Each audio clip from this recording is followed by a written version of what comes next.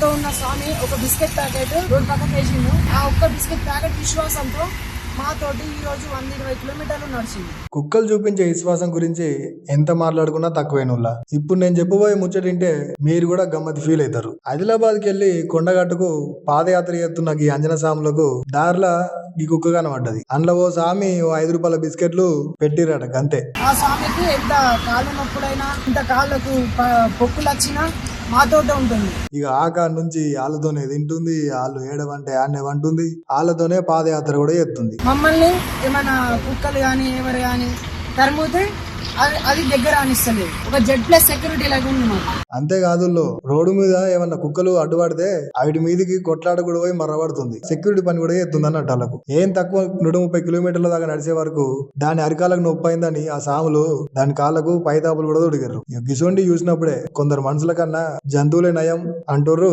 మన జనాలు.